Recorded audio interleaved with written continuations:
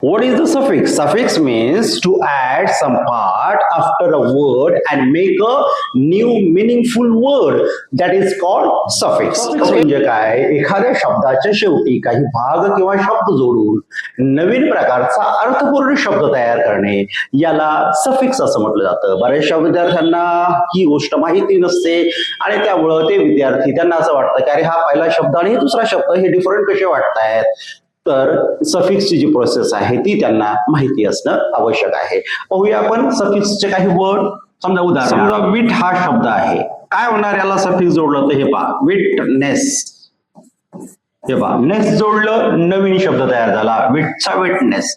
जसं उदाहरणार्थ हा शब्द सगळ्यांना माहित असतो हॅपी. याचं काय होणार हे पहा हॅपीनेस. बरोबर आहे का नाही.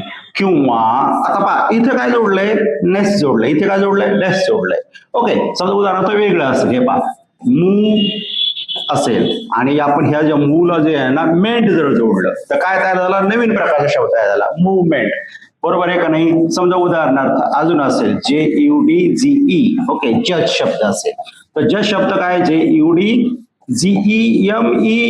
बरोबर आहे का. मेंट शब्द जोडला आणि नवीन एक प्रकारचा शब्द तयार झाला. सो एखाद्या शब्दाच्या शेवटी अशा प्रकारचं असलेलं नवीन अर्थपूर्ण शब्द तयार होतो. That is called suffix. याला सफिक्स असं म्हटलं. आणि असेल टीच. इथं काय ACHER काय जोडलं ER.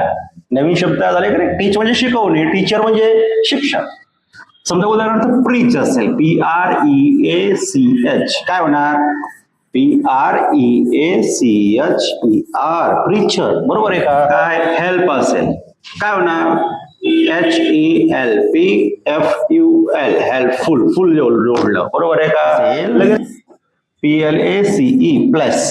हे बघा नवीन शब्द काय तयार आहे PLACEMENT. काय जोडलं MENT. लगेच नवीन प्रकारचा शब्द तयार झाला.